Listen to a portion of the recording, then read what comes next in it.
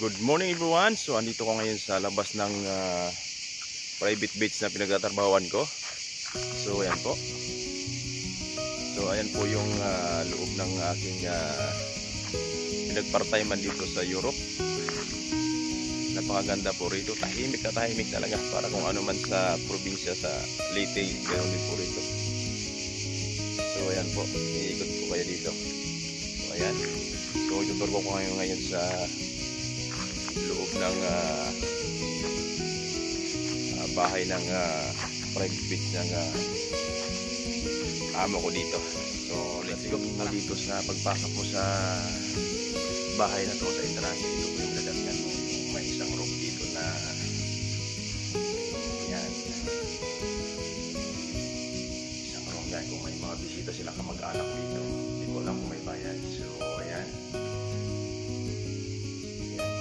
CR, may liguan, cute din yung CR nila, cute. So dito po yung lababo nila, yan. So CR dito, ang ganda. Ito po yung lilinisan ko. So punta na naman tayo sa kabilang parang kubo-kubo po yung labas ng bahay. So ayan po, yung kainan namin, yung kainan ng ito naman yung tambayan nila pag may bisita na dumating. So punta tayo sa kabilang kubo-kubo. Kubo-kubo na yan. Maganda naman sa loob. Kompleto kasi beach nga ito. So ito po yung labas. Ayan, may puwan din dyan. So ayan po, dagat na dito. Ito tambayanan dito. Pakikita nyo. Napakaganda ditong bahay na ito. Ayan. Ang mahal siguro nito pagkabili na. So doon po yung liguan ng dalawang matanda. Ay kita nyo. Yan o. Yan yung gate. Mamaya puntahan natin dyan. Ikutin natin yung tabing dagat. Meron din ano doon kumukupong maliit ng bayanan.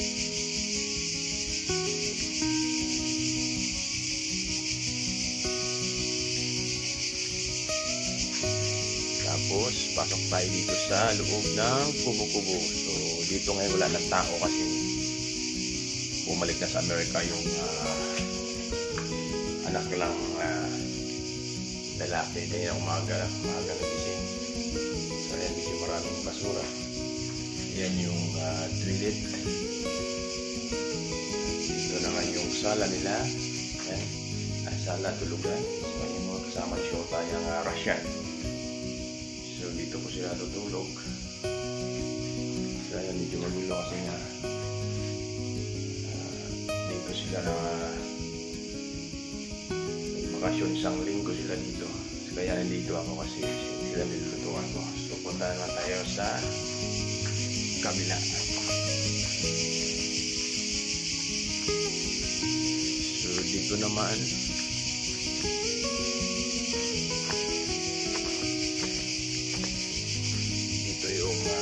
pag naligo ka na ng dagat, ito po yung dito ka maliligo. Kung may bisita, dito kayo maliligo sa labas. So ayan po yung grill po. Ayan. Bali yung pato dito yung ginawa nilang hollow block kasi parang may pato dito.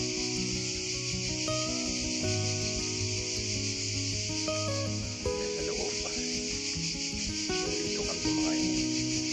At dito naman punta tayo dito sa main entrance ng bahay. Dito po kami kumakain. Yung dalawa kami ng driver ko at dito naman yung lutuan sa labas. Meron din sa loob. So sa labas po yan, electric yung lutuan nila. At yan madaming kamatis. At dito po kumakain yung dalawang matanda. At dito po yung pinagkasala nila. Yan po yung matanda ko. Nagbabasa ng diaryo yata yan o nanood sa ano niya, sa laptop niya. Dito naman yung table at yan yung pinakakusina sa loob ng bahay. Yan, dito po ako madalas nagluto, hugas. Yan po ako maggagawa ng mga pangluto ko. Ayan. At dito naman sa kabila ay CR po sa pangkalahatan. Ayan, dito po ako nag-CR. Ayan, Maayos po yan, kompleto, malinis. Kasi ayaw ng matanda na marumi yung bowl. Kaya maya maya lagi kong pumupunta dyan kahit wala nagsisiyar. At dito naman may mga fridge dito at saka labahan. So ayan po, mga labahan po yan, saka fridge.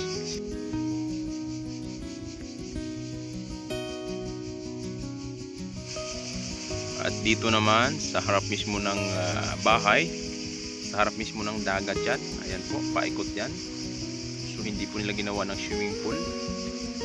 Ganyan na lang po, puro kahoy na lang yung nasa harapan nila para hindi siguro masyadong kita at hindi mainit. Kaya siguro ganyan yung style nila. So napakaganda po yan pag lumabas ka dyan sa may pader na yan. Malinaw po yung dagat dyan, sarap maligo. At dito naman ay ang aking kwarto habang andito ako. Mag 2 linggo na ako dito natutulog. Ayan, medyo malaki po siya dyan. Ako na po mag-isa dyan. Ayan, yung unan ko, 2. So, madaming lamok sa gabi. Ganito lang laging ginagawa ko pag gising ko sa umaga. At inayos ko po yung liguan ng 2 matanda. So, ayan po. So, ipapasyal ko ngayon dito sa tabing dagat. Dito sa palibot namin nagkataruho akong private beach. So ayan po yun, marami din po yung mga bahay-bahay dyan banda. Ayan, marami po yung mga bahay hanggang doon. Ayan, puro bahay yan dyan. So ito po yung mga tambay ng aking 2 matandang amo. So nagpartayman ko dito. So papasyal ko kayo dito sa gilid ng dagat. Ayan po yung kanilang bangka-bangkang maliit. Sinasakyan po nila yan. So, may mga upuan din dito. Tatambay siya dito sa upuan. Ayan.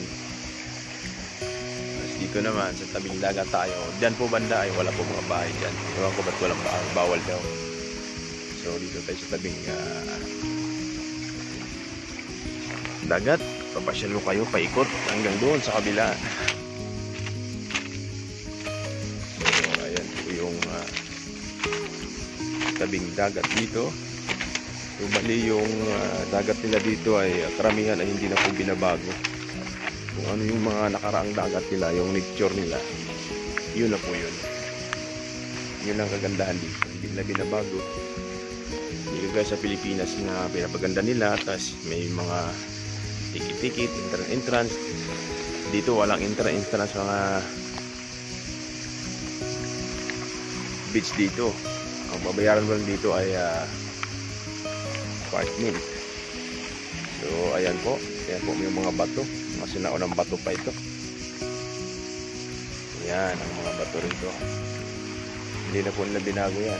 Kahit dun sa kabila pa akong company dun sa south area, pinanggalingan ko dati, ganoon din, hindi na nila binabago. Ganito rin yun, nakita nyo man siguro yun dati. So ayan po yung tabing dagat nila. So ayan, ang ganda. Ang ganda ng dagat nila dito. Maliwalas, di maalon kasi tago dito, may mga bunto katabi.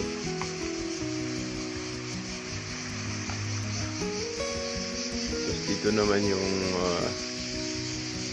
pinag-part-time ko. Ayan o, yun, nakikita na kayo o.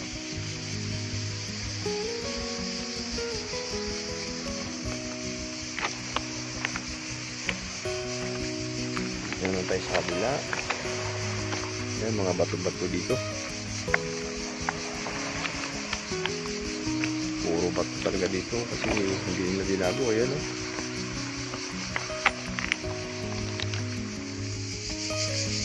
So ayan po ang bahay ng pinagpartayman ko. Ayan, kita nyo. Ayan. Maraming mo lang dito ay huni ng ibon.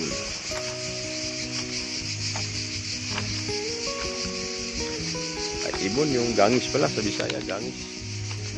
So ayan po yung yate.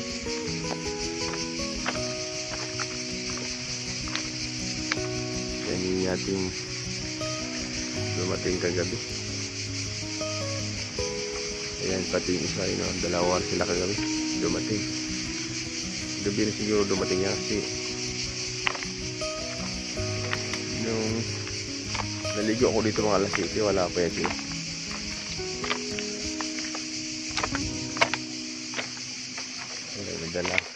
Dalawa sila. Siguro mga tanghali aalis siya dito. Kasi yung isang malaki, ganoon din yun. Tanghali umalis na ako.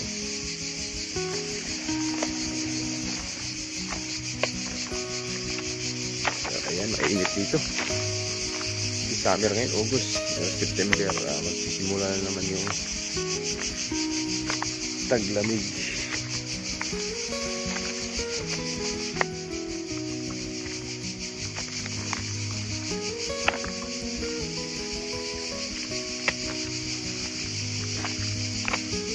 Ayan, grabing bato dito. Mga sinaunang bato pa ito. Sinaunang bato. Ayan po yung kahoy-kahoy dito. Ayan o.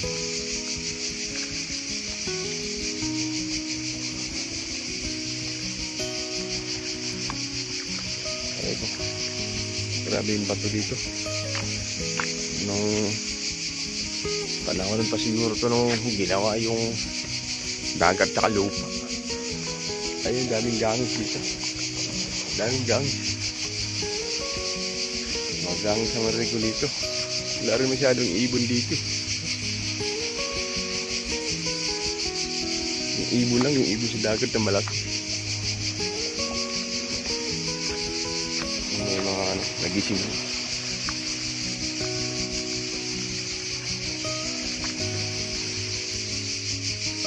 Dalawa sila dito kagabi, no? Tatala sa mga bato rito. Argo. Ang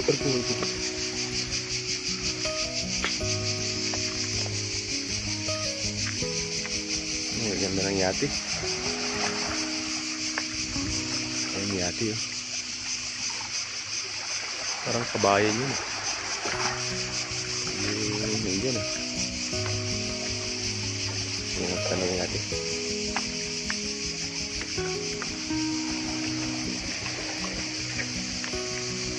Parang kabayan, eh. Sabi natin. Aray ko.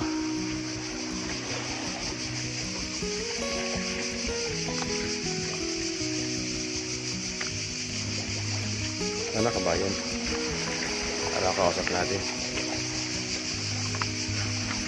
Ang ganda ng yati. Yung yati na mabilis yan, eh.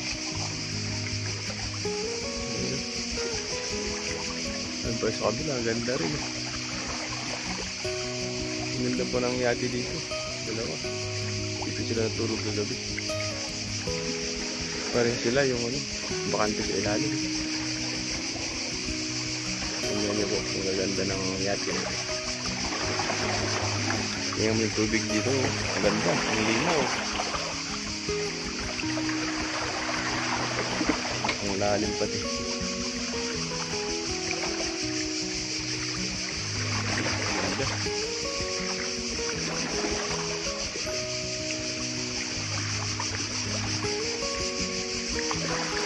Laki ng mga sahod na ito sa trabaho dito. So yan na po mga ludi ang private beach dito sa pinag-part-timean ko sa Croatia. So napakaganda po. At maraming salamat. Makikita nyo naman dito sa likod ko. At maganda po ng tanawin yung dagat. So maraming salamat. Don't forget like, subscribe my channel. Doon sa my channel. Abangan nyo ang susunod na vlog. Babu!